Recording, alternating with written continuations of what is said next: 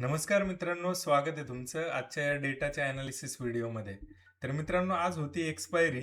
2-3 गोष्टी तुम्हाला जाणवत असतील आता, त्याबद्दल बोलू आपण. की अचानक संध्याकाळच्या वेळात काल अशी एकदम मोठी 200 पॉईंटची एक मोठी कॅन्डल तयार झाली. तर हे नक्की काय आहे ते समजून सांगणार आहे तुम्हाला. त्याच्यानंतरून आज दिवसभरात काय काम झालं त्याबद्दल बोलणार आहे.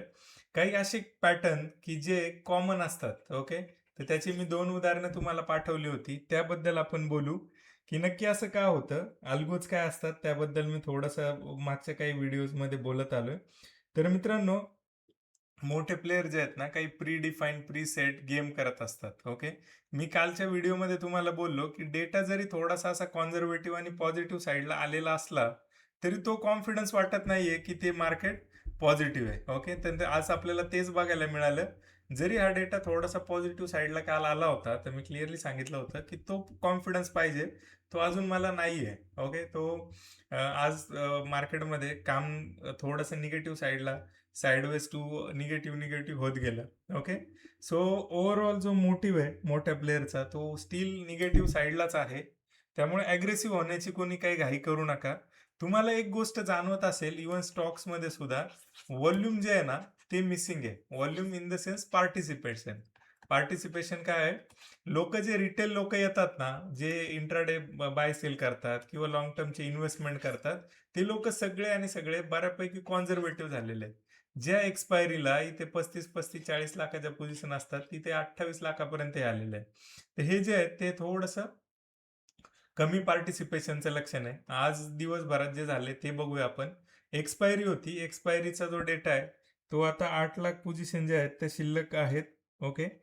8,12,000च्या. तर ओव्हरऑल जे रिटेलरची पोझिशन आहे ती पॉझिटिव्ह साईडला आहे. त्यांनी पॉझिटिव्ह कॅरी केलेलं आहे. ओके. जे एफ-आयज आहेत, एफ-आयजनी बऱ्यापैकी जे आहे ते अनवाइंडिंग केलेली आहे. ओके. निगेटिव्ह साईडची आणि ओव्हरऑल अजून सुद्धा 5 लाखाच्या डायरेक्शनल शॉर्ट्स त्या ठिकाणी पुट साईडला शिल्लक आहेत आणि ते कॉन्झर्वेटिव्ह आहेत कॉल साईडला. ओके. सो अशा हिशोबाचं गणित आहे मित्रांनो. लॉंग टर्मची ही जर्नी ऑलमोस्ट मागचे काही वर्षांपासून हा डेटा जो आहे तो फार काही बदललेला नाहीये. ओके.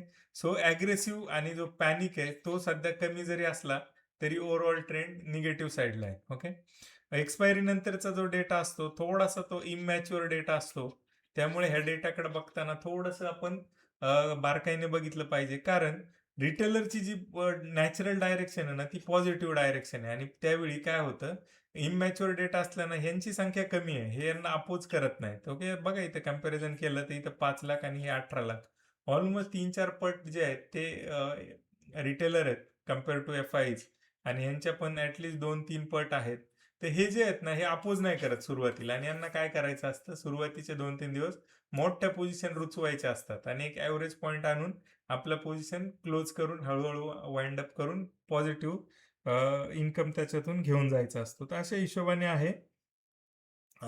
तर आपण त्या ठिकाणी त्याच्याकडे त्या नजरेने बघितलं पाहिजे. ओके. तो हा मोठ्या प्लेयरचा सेलिंग साइडचा गेम आहे आणि ओव्हरऑल जो डेटा आहे त्यानुसार ते डायरेक्शन ठरत जाते पुढच्या काही काळात. तर अग्रेसिव्ह होऊ नका, एवढंच काही ते आउटकम आहे. ओके. सो मित्रांनो, तुम्हाला 2 चार्टचं मी थोडंसं लॉजिक समजावतो. हा एक के-आयचा चार्ट आहे. याच्यामध्ये मी तुम्हाला पोस्ट केलं होतं, की असे काही अल्गोज रन करतात का एका शॉर्टर टाईम फ्रेमवरती आणि ते अल्गोज आपल्याला सेम पद्धतीने दिसतात का? ओके. सो मॉईलचा पण मी 30 तारखेचा चार्ट टाकला होता आणि हा V-गार्डचा पण बघू शकता. के-आयचा पण बघू शकता. इव्हन तुम्हाला मी मागे झेन्सरटेक आणि के-पी-आय-टीचे चार्ट पोस्ट केले होते.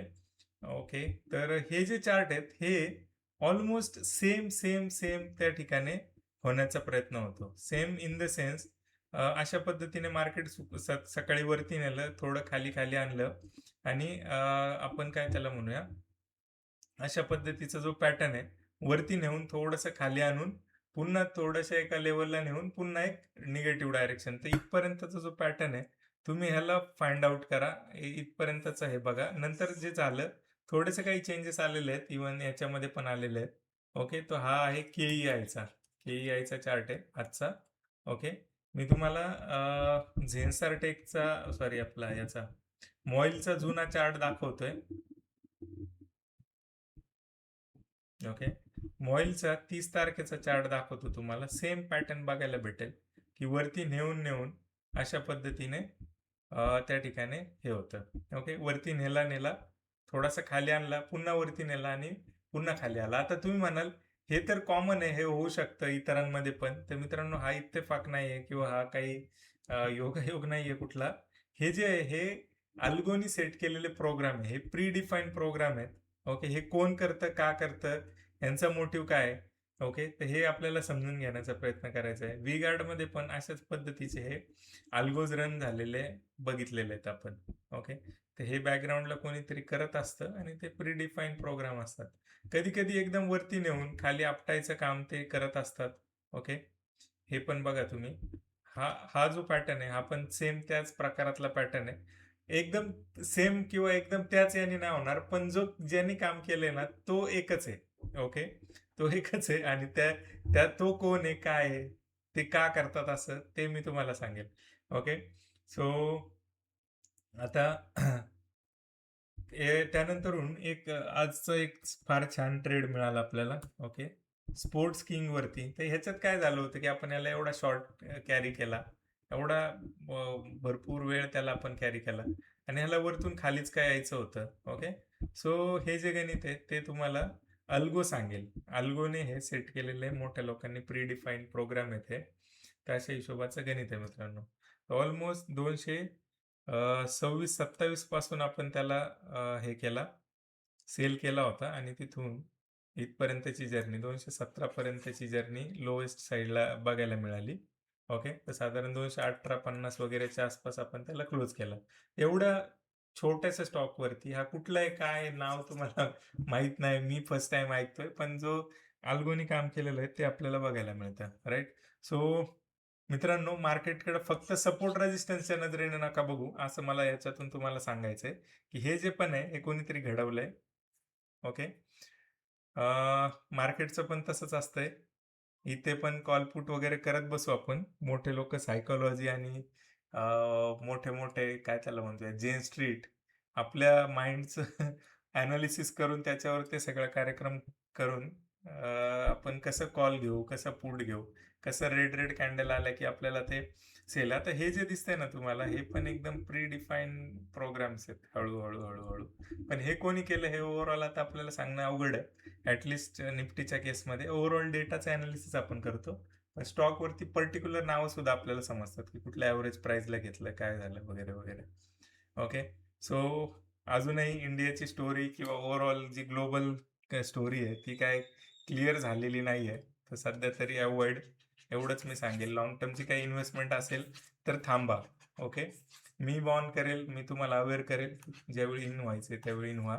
ओके, आणि इन आत्ता व्हायचंच असेल तर ॲटलिस्ट 30-40%च इन व्हा, बाकीची कॅश ठेवा.